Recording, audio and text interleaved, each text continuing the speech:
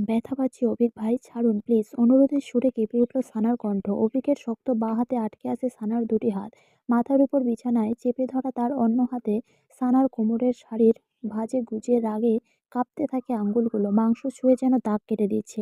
উজ্জ্বল ফর্সা বর্ণের কোমরটা ধীরে ধীরে লালচে হয়ে উঠছে অভিকের রুষ্ট স্পর্শে।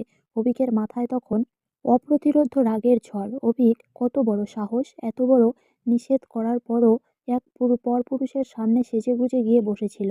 এই অভিক এহসানের বউকে আরেক পুরুষ দেখে যাবে বিয়ের উদ্দেশ্যে। বুকে আগুন জ্বলে উঠল অভিকের। আরও জোরে চেপে ধরল সে, যেন রাগটা মুঠোর ভিতরে ভেঙে ফেলবে। ব্যথায় হঠাৎ শব্দ করে কেঁদে ওঠে সানা। ভয় আর যন্ত্রণায় তার বুক ধকপক করছে, শরীর কাঁপছে অঝোর কান্নায়। অভিকের ভারী দেহের চাপে শ্বাস নিতে কষ্ট হচ্ছে তার। সানার কান্না দেখেই ধীরে ধীরে শান্ত হয়ে আসে অভিকের চোখের আগুন। রাগের ছাপ নরম হয়, মুঠো আলগা হয়ে আসে তার কোমরের কাছে। সেই সুযোগে সানা ফুঁপিয়ে বলে ওঠে, আমি যেতে চাইনি ওনাদের সামনে। মামা আর মামি জোর করে শাড়ি পরিয়ে নিয়ে গেছে আমায়, বলে আবার কান্নায় ভেঙে পড়ে সে। অভিকের দৃষ্টি আরো গাঢ় হয়। তোকে বলছি না, আমার বউ তুই, এহসান বাড়ির পুত্রবধূ তুই। তুই কেন পরপুরুষের সামনে গিয়ে সংসেজে বসবি? এক্ষুনি খুলবি এই শাড়ি। বলেই সানার হাত ছেড়ে কাঁধ থেকে আঁচলটুকু টেনে ফেলে দিল। শাড়ির কুচিতে হাত দিতেই সানা দু হাতে আটকাতে চাইল তাকে, কিন্তু রাগে অন্ধ অভিক কোনো বাধাই মানল না। বেগুনি জামদানি শাড়িটা মুহূর্তেই গিয়ে পড়ল ফ্লোরে। সানা দুই ছোট হাত দিয়ে যথাসম্ভব নিজের খোলা অংশ ঢাকার চেষ্টা করলো, কিন্তু দিশেহারা অবস্থায় সব ঢেকে রাখা সম্ভব হলো না। ডিম লাইটের ম্লান আলোয় তার ভয়ার্ত থরথর কাঁপা দেহ দেখে অভিকের দৃষ্টি আরেক অচেনা নেশায় ঝলসে ওঠে। চোখ দুটোতে ললিহীন আগুন, গলায় শুষ্কতা, বারবার ঢোক গিলছে সে। সানা কিছু বলতে যাওয়ার আগেই ঝাঁপিয়ে তার ঠোঁটের নিচের ঠোঁট চেপে ধরল অভিক। হঠাৎ আঘাতে সানা শ্বাসই নিতে পারল না। দু হাতে ঠেলে সরাতে গেলে তার হাত আবার আটকে গেল অভিকের শক্ত পুরুষালী মুঠোয়। তীব্র শ্বাসে সানার বুক উঠানামা করছে। সেই দৃশ্য অভিকের মাথায় পাগল করে দেওয়া ঝড় তোলে। নিজেকে সামলাতে না পেরে সে মুখ ডুবিয়ে দিল সানার গলার কাছে। হালকা কামড়ের মতো স্পর্শে পাগল করে দিচ্ছিস আমায়, অস্পষ্ট স্বরে বলে ওঠে অভিক। অনুভূতির নতুন ঝাঁকুনিতে সানার শরীর জমে যায়। পায়ের তলা শিরশির, তলপেটে প্রজাপতির উড়োউড়ি করছে। 18 বছরের নারীত্ব অচেনা অনুভূতিতে কেঁপে উঠছে। চোখ বেয়ে নীরব জল গড়িয়ে পড়ে। অভিক আবার গলার কাছে মুখ রেখে বলে, আমায় কেন রাগাস ডিয়ার? জানিস তো আমার রাগ কত ভয়ঙ্কর। সানা কাঁপা গলায় বলে, আমি আপনার অবাধ্য হতে চাইনি অভিক ভাই। অভিক মাথা মোটা কোথাকার। এই কথা বলেই অভিক হঠাৎ সরে গিয়ে উঠে দাঁড়ালো। ফ্লোর থেকে শাড়িটা তুলে নিঃশব্দে ছুঁড়ে দিল সানার দিকে। কোনো কথা না বলে রুমের দরজা খুলে বেরিয়ে গেল। ঘড়িতে রাত 12টারও বেশি। কাঁপা হাতে শাড়িটা কোনো রকমে গায়ে জড়িয়ে দরজা আটকে দিল সানা। এহসান নিবাস। সকাল 8টায়। ডাইনিং টেবিলে বসে আছে বাড়ির দুই ভাই। বড় ভাই তাসেফ এহসান আর ছোট ভাই জাহেদ এহসান। দুজনেই খবরের কাগজ পড়ছে আর আলোচনা করছে। বাড়ির দুই বউ টেবিলে খাবার এনে রেখেছে। বড় যা নীলিমা আর ছোট যা আসিফা। আসেফ এহসান এর এক ছেলে আকাশ আর জাহেদ এহসান এর এক ছেলে অভিক। আর এই হলো এহসান পরিবার। তবে আর একজন আছে যে এই পরিবারের প্রাণ বলা যায়, সে হলো সানা। সানা হলো তাসেফ ও জাহেদ এহসানের একমাত্র বোনের মেয়ে। সানা যখন ছোট একটা অ্যাক্সিডেন্টে বাবা মা দুজনকেই হারিয়ে যায়, তখন দুই মামাই কাছেই সে মানুষ। দুই মামি তাকে খুব ভালোবাসে।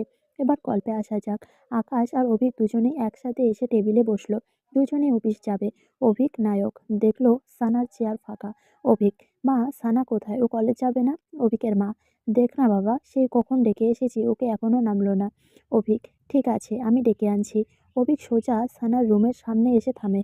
ভিতর থেকে কান্নার আওয়াজ পেয়ে অভিক রুমে ঢুকে পড়ে। সানাকে ব্যালকনিতে দাঁড়িয়ে কাঁদতে দেখে পিছন থেকে জড়িয়ে ধরে।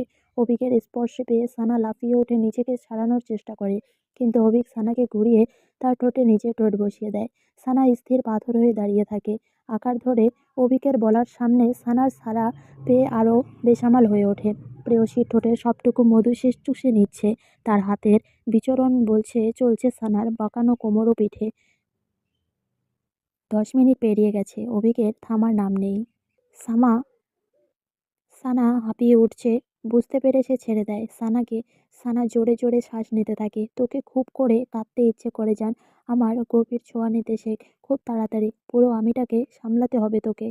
কলেজের সামনে এসে গাড়ি থামায় অভিক। সানা তাড়াতাড়ি করে নামতে থাকে। আজ আর অনেক দেরি হয়ে গেছে। হঠাৎ অভিক সানার হাত ধরে টান দেয়। সানা ছিটকে পড়ে অভিকের বুকে।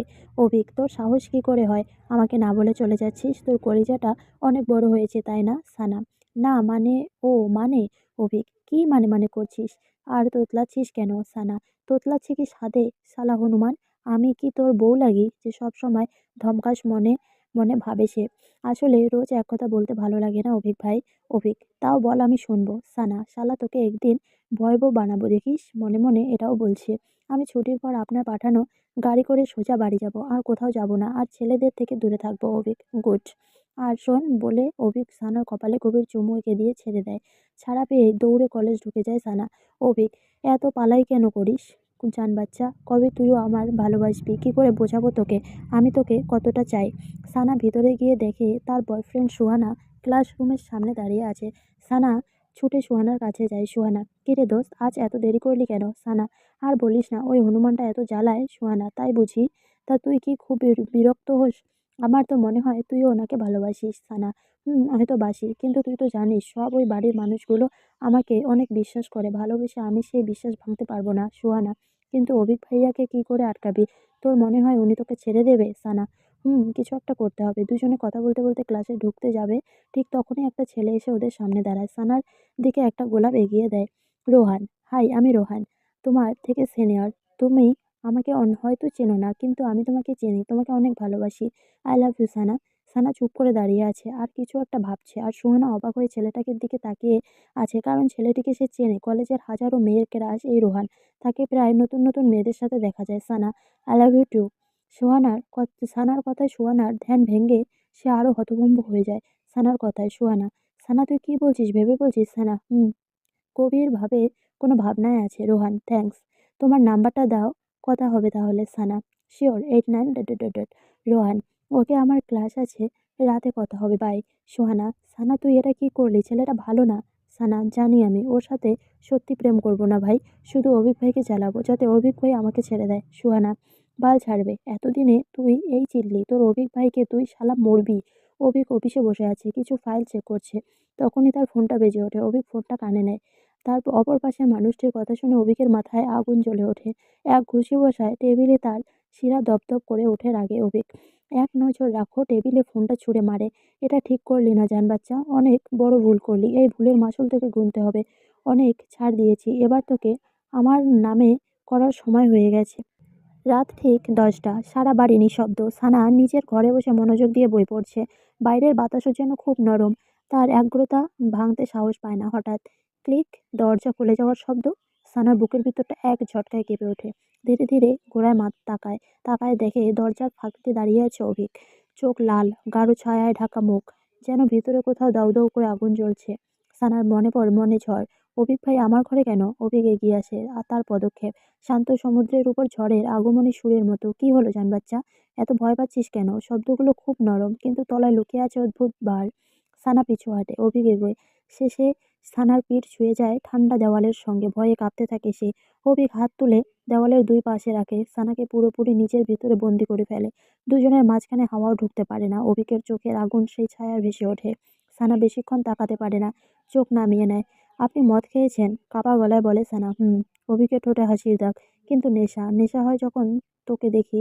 শব্দগুলো সানার বুকের ভিতর কাঁপন তোলে। তারপর অভিক ঝুঁকে আসে, রাগ, অধিকার আর আবার অপর ভালোবাসা মিশ্রিত এক ঘূর্ণিঝড়ের মতো। হঠাৎ সানার ঘাড়ে তার দাঁতের গভীর ছাপ। ব্যথায় সানা চিৎকার করে ওঠে। চুপ! অভিক এক হাতে তার ডান হাত মুচড়ে ধরে, চোখে অদ্ভুত উন্মাদন। এই হাত দিয়ে ফুল নিয়েছিলি তাই না? আমার থেকে দূরে যেতে শখ হয়েছে। তার কণ্ঠ কালো রাতের মতো ভারী। আজ তোকে এমনভাবে আমার করব যাতে ভেবে দেখার সময়ও থাকলেও আমাকে ছাড়া অন্য কারো কথা মনে আসবে না।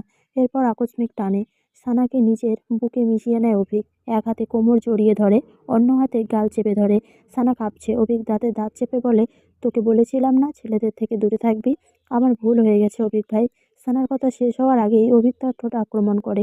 রাগে, উষ্ণতায়, পাগলামির অধিকারের সানার নিঃশ্বাস থমকে যায়। সে মুক্ত হতে ছটফটায়। অভিক তাকে আরো শক্ত করে আঁকড়ে ধরে। তার উত্তেজনা, রাগ, আকর্ষণ সব মিলিয়ে সানা পুরোপুরি বেসামাল হয়ে পড়ে। অভিকের ঠান্ডা হাত সানার উষ্ণ দেহ ছুঁয়ে তার কাঁপুনি আরো বাড়িয়ে দেয়। ঝড় বয়ে যায় দুজনের ভিতর। কখন সে দুজন বিছানার উপর এসে পড়ে তা কেউই বুঝতে পারে না। অভিকের রাগ গলে গিয়ে ধীরে ধীরে বদলে যায় অস্থির ভালোবাসায়। সানার কাপা ঠোঁট, বন্ধ চোখ, থরথর হাত, সব মিলিয়ে অভিকের পাগলামি বাড়িয়ে দেয়। একসময় চোখ ভেজা সানার কণ্ঠ ভেঙে আসে, অভিক ভাই, আমাদের তো বিয়ে হয়নি, এটা ঠিক না। অভিক থমকে যায়, উদ্বিগ্ন হয়ে উঠে বসে, সানাকে জড়িয়ে ধরে বলে, কাঁদছিস কেন? আপনি খুব খারাপ। সানা কাঁদে, অভিকের ঠোঁটে অদ্ভুত বাঁকা হাসি ফুটে ওঠে। আমার কথা শুনলে এতটা খারাপ দেখতে হতো না। তার ঠান্ডা গভীর কণ্ঠ অদ্ভুতভাবে ভয় আর ভালোবাসা দুটোকেই বয়ে আনে। যদি আবার ভুল করিস, আজকের অসমাপ্ত কাজ তৎক্ষণাৎ শেষ করে দেব। জানিস তো অভিক, এহসান যা বলে তাই করে। শেষ কথার সাথে একটা গভীর দীর্ঘ অদ্ভুত ভাবে কোমল চুম্বন। সানা মাথা নিচু করে ফেলে, যেন রাগ, ভয়, লাজ, ভালোবাসা সব একসাথে